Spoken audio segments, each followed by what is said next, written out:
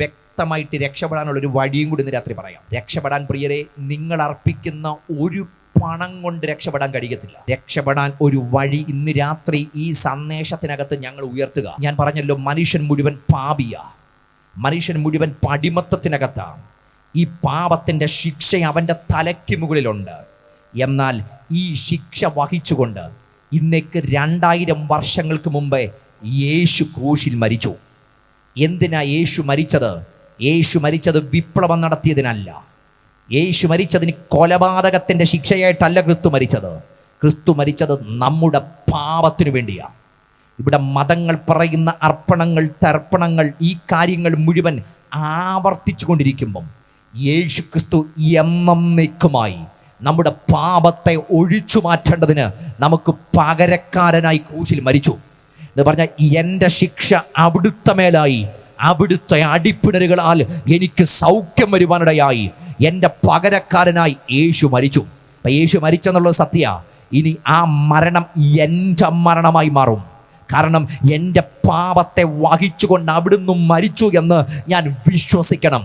അടുത്തത്, അവിടുത്തെ മരണത്താൽ എനിക്ക് നീതി ലഭിച്ചു എന്നത് ഞാൻ വിശ്വസിക്കണം. അവിടുത്തെ മരണം എൻ്റെ മരണം മാറ്റിയെന്ന് ഞാൻ വിശ്വസിക്കണം. അങ്ങനെ വിശ്വസിക്കുമ്പോൾ നിങ്ങളുടെ ജീവിതത്തിനകത്ത് പാപത്തിൻ്റെ ശക്തി അറുന്നു മാറും. നിങ്ങളുടെ ജീവിതത്തിനകത്ത് ശാപത്തിൻ്റെ ശക്തി അറുന്നു മാറും. നിങ്ങളുടെ നിരാശയുടെ ശക്തി അറുത്തു മാറും. കാരണം യേശുവിൻ്റെ നാമത്താലുള്ള ജീവൻ നിങ്ങളിലേക്ക് ഇറങ്ങി വരും. യേശു എന്തിനാ മരിച്ചത്? എൻ്റെ പാപങ്ങൾക്ക് വേണ്ടി തിരുവെഴുത്തിൻ പ്രകാരം മരിച്ചു.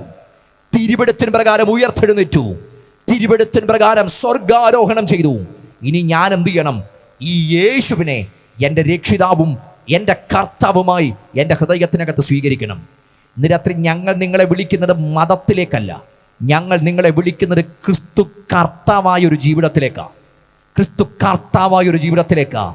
നിങ്ങളുടെ ജീവിതത്തിൻ്റെ എല്ലാ അവസ്ഥകളെയും മാറ്റിമറിച്ച് യേശു നിങ്ങളുടെ കർത്താവാകുന്ന ഒരു ജീവിതത്തിലേക്ക് ഇന്ന് രാത്രി ഞാൻ വിളിക്കുക.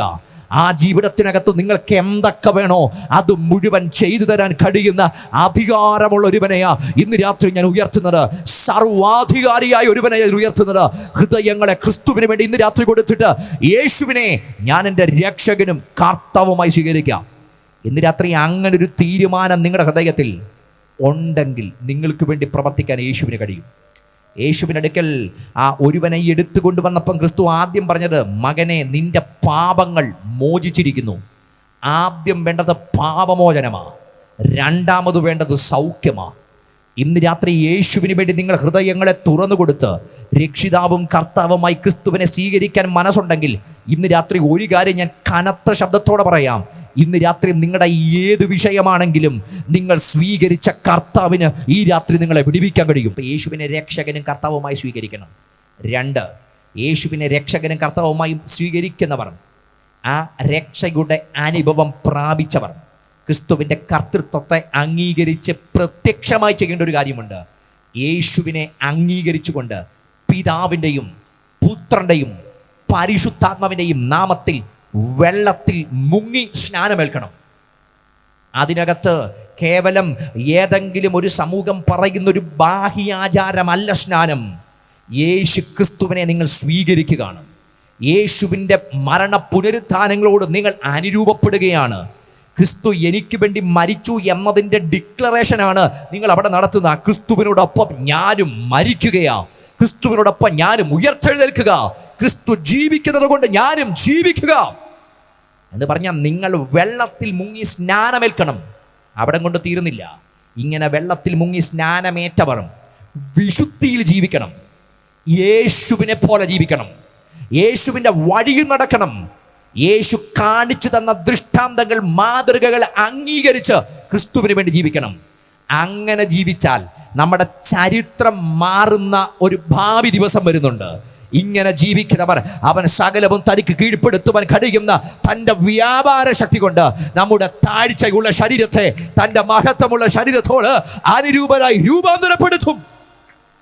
രക്ഷിക്കപ്പെടണം, സ്നാനപ്പെടണം, വിശുദ്ധിയിൽ ജീവിക്കണം, കൂട്ടായ്മ ആദരിക്കണം, ദൈവിക സമൂഹത്തോടൊപ്പം, പ്രാർത്ഥിക്കുന്ന സംഘങ്ങളോടൊപ്പം, വിശുദ്ധ ജനത്തോടൊപ്പം ഒരുമിച്ച് വന്ന് ദൈവത്തെ മഹത്വപ്പെടുത്തണം.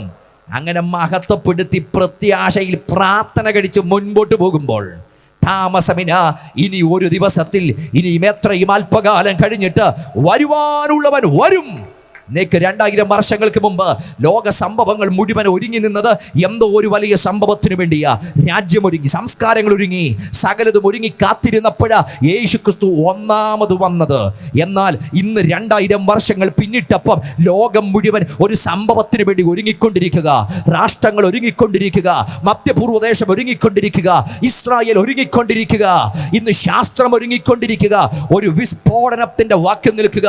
രാജ്യം രാജ്യയോടും ജാതി ജാതിയോടും എതിർത്തുകൊണ്ടിരിക്കുക. ക്ഷാമം, ഭൂകമ്പങ്ങൾ നടക്കുക. യുദ്ധവും യുദ്ധശ്രുതികളും ഇന്നിവിടെ സംഭവിച്ചുകൊണ്ടിരിക്കുക.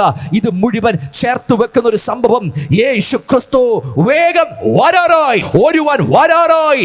യേശു ക്രിസ്തു വരാറായി. ദേശമേ, ദേശമേ, യേശുവിന്റെ വാക്ക് കേൾക്കുക. മനസാന്തരപ്പെട്ട് ഈ സത്യത്തിലേക്ക് വരിക. നിങ്ങളെ രക്ഷിക്കാൻ കഴിയുന്ന ഒരുവനുണ്ട്. ആ യേശുവിന് വേണ്ടി ഹൃദയങ്ങളെ ഇന്ന് രാത്രി തുറന്നു കൊടുക്കുക.